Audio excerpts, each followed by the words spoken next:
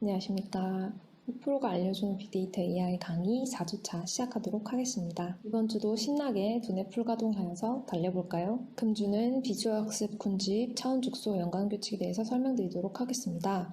비지도 학습 같은 경우에는 고객 특성별 군집화하는 데 많이 사용됩니다. 첫 번째로 K-민즈 방법입니다. K개로 분류하겠다. 예를 들면 3개로 클러스터를 분류하겠다라고 가정할 경우에는 무작위로 3개의 데이터를 뽑습니다. 그 데이터를 가지고 이제 클러스터링을 시작을 하는데요. 따라서 난수 초기 값에 따라서 출력값이 달라지는 단점이 있고요. 로직에 의한 분류가 아니기 때문에 비계층적 방식으로 불립니다. 다음은 병합군집입니다. 가까운 데이터끼리 덴드로그램을 형성을 하면서 병합되는 알고리즘이고요. 따라서 가까운 것끼리 매칭을 했기 때문에 계층적으로 매칭된다. 계층적 알고리즘이라고 할 수 있습니다. 난수 초기 값에 따라서 출력이 달라지는 K-민즈를 보완했고요. 그리고 각자 조금씩 이렇게 병합되는 방법이기 때문에 적은 데이터셋에서는 불리합니다. 그리고 사전에 클러스터 개수를 지정해 줘야 됩니다. 다음은 DBS-CAN입니다. 단어의 뜻이 굉장히 어려운데요. 이 단어는 Density Based Spatial Clustering of Applications with Noise라고 하고요. 노이즈를 가지고 그 밀도 기반으로 하여서 클러스터링을 하는 방법입니다.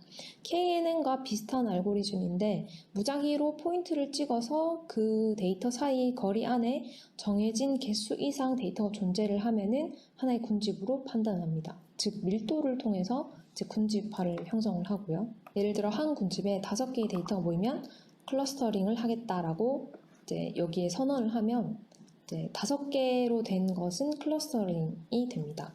5개 미만일 경우에는 이제 노이즈로 판단을 하고요. 이것은 K-민즈나 병합군집과는 다르게 이제 클러스터 수를 정하지 않아도 됩니다.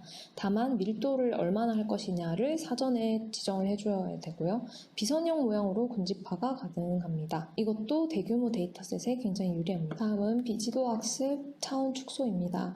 차원 축소 같은 경우에는 어떤 알고리즘을 적용해서 모델을 만든다기보다는 대량 데이터에서 주요 변수 특징이 무엇인지 추출하는 데 많이 사용됩니다. 첫 번째로 Principal Component Analysis PC, 주성분 분석입니다. 독립 변수들의 상관관계를 이용하여서 주성분 추출을 하는 차원 축소 방법입니다. 데이터가 이렇게 나열되어 있을 때 그 X 변수의 분산을 가장 잘 설명해주는 축을 찾고 또 이렇게 직교하는 두 번째 축을 찾고 이러한 방법으로 계속 그 X 데이터들의 그 설명을 잘 해줄 수 있는 축을 찾습니다.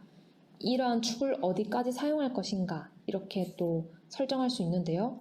이 부분을 통해서 10개의 변수를 3개의 변수로 축소할 수 있는 그러한 방법입니다. 다음은 오토인코더입니다. 여기에는 인코더와 디코더 두 가지로 구성되어 있는데요. 데이터가 처음에 들어왔을 때 인코더를 입력을 하여서 핵심 정보를 추출하고 다시 디코더를 통해서 인풋 데이터와 동일하게 아웃풋 데이터가 나오도록 변환하는 과정 속에서 데이터의 특징을 추출하는 방법입니다. 이 방법도 PCA와 마찬가지로 대량의 데이터셋에서 모델 구축 전에 변수 특징을 추출하고 차원 축소를 위해서 많이 사용됩니다. PCA 같은 경우에는 머신러닝을 이용할 때 이제 많이 사용이 되고요. 오토인코더 같은 경우에는 딥러닝 같은 것을 이용할 때 굉장히 많이 사용됩니다. 다음은 비지도 학습 연관 규칙입니다. 이 비지도 학습의 연관 규칙을 통해서 거리 데이터가 있으면 그 데이터를 확인하여서 연관 패턴을 찾는 것이 가능합니다. 관련된 알고리즘은 아프리오리라는 알고리즘이 있습니다. 지지도를 이용해서 연관 규칙을 찾는 기법이고요.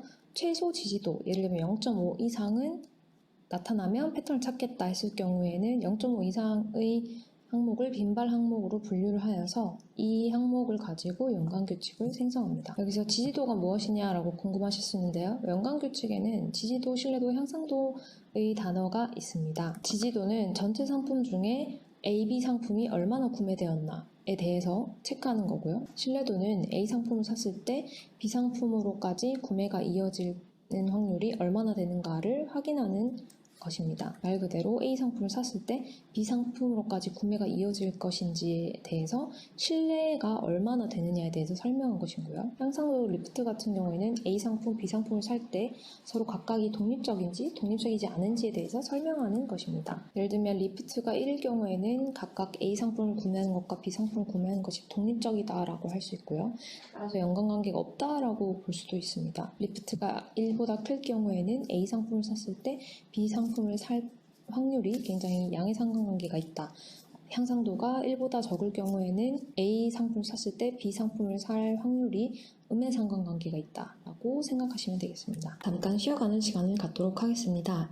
AI는 도로, 공공, 비즈니스에도 사용되지만 최근에 의료, 헬스케어 분야에서도 굉장히 각광받고 있는데요.